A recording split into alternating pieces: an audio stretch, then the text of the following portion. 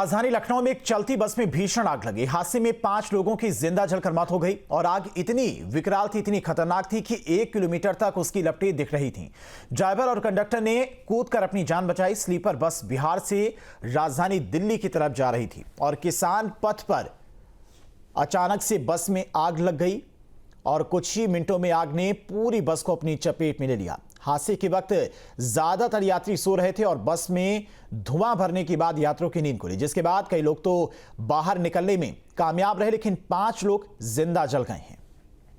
तो ये हादसे की तस्वीर किस तरह से बस धो कर जली है और दूसरी तस्वीर जब आग पर काबू पा लिया गया, उससे आप अंदाजा लगा सकते हैं कि आग कितनी भयानक रही होगी। बस पूरी तरह से जलकर खाक हो गई है। 5 लोगों की जान चली गई है जो जिंदा जल गए। इस घटना में बताया जा रहा है कि बिहार से दिल्ली की तरफ जा रही थी ये बस।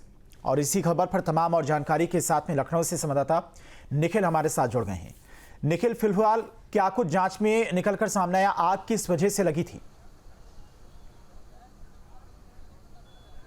देखिए, पहले घटना जहां हुई उसकी तस्वीरें हम आपको दिखा रहे हैं। बस ये हमारे ठीक पीछे है और सुबह 4:30 बजे के आसपास का जो समय बताया जा रहा है यात्रियों द्वारा कि इस बस में जो ड्राइविंग सीट है वहां बगल में जो गियर बॉक्स होता है वहां से धुएं की आवाज आई, धुएं दिखाई पड़ा लोगों यात्रियों को। उस धुएं के बाद यात्री जो थे उनको जो इनके चालक और परिचालक थे उन्होंने जगाने के बजाय, उनको इसकी सूचना देने के बजाय वो दोनों यहाँ मौके से फरार हो गए इस गाड़ी से बाहर निकलकर। और जो यात्री गहरी नींद में सो रहे थे, सुबह का वक्त था, वो इस बस में फंस गए। ये डोर पूरी तरीके से लॉक हो गया और एक छोटी सीट की घटना बताई जा रही है।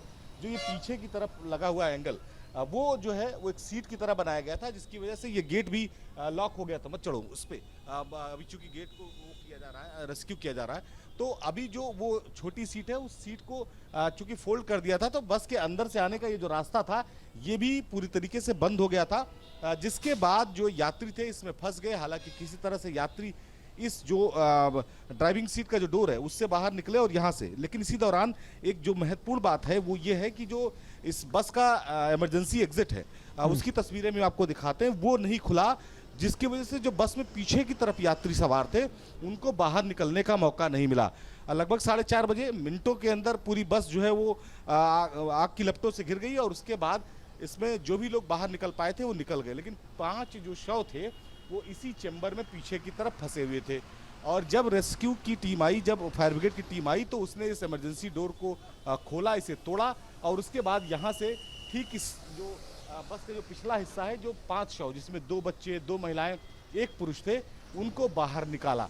स्लीपर बस थी, लगभग माना जा रहा है कि 50 से ज़्यादा यात्री इसमें सवार थे और यात्रियों को जो है वो बाहर निकाला गया। इसमें जो लोग मौजूद थे मौके पर उन्होंने फायर ब्रिगेड को सूचना दी थी। फायर ब्रिगेड को सूचना दिए जाने के बाद ही यहाँ पर फायर फाइटिंग की टीम पहुंची थी। गांव के आसपास के लोगों ने इस जानकारी को दिया था।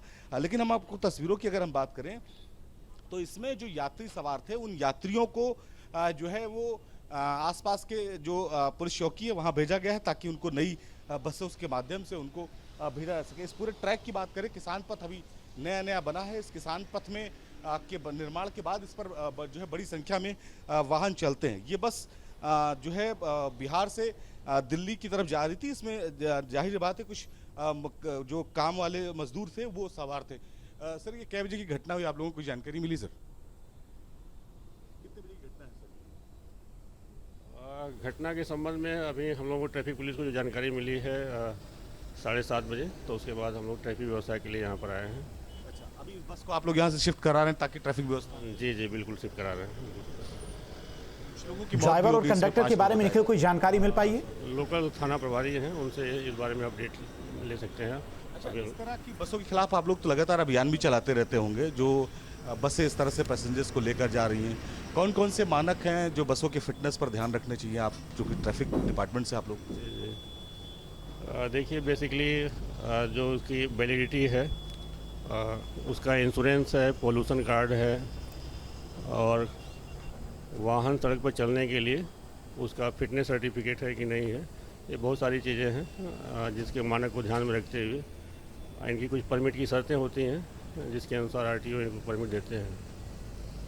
इस घटना के बाद आप लोग अभियान भी चलाएंगे कि इस तरह की जो बसें चल रही कम से कम उसकी फिटनेस चेक की जाए?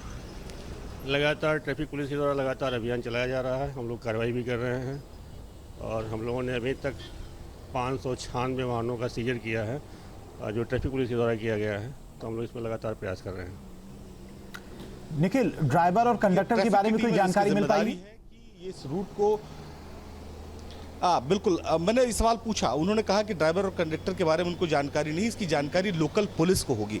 यानी जो लोकल थाने की टीम है, जो यूपी पुलिस है, उसको होगी। चूंकि ट्रैफिक के लोग हैं, इनकी जिम्मेदारी इस गाड़ी को यहाँ से ट्रांसपोर्ट कराना, यहाँ से हटवाना। क्रेनें बुलाई गई हैं ट्रैफिक के जो लोग हैं उनके द्वारा, और क्रेनों से इस बस को पहले हटवाया जाएगा ताकि इस ट्रैक को चलाया जा सके। और ये वाहन यहाँ अगर खड़ा रह जाएगा तो दूसरे वाहन इससे दुर्घटनाग्रस्त हो सकते हैं।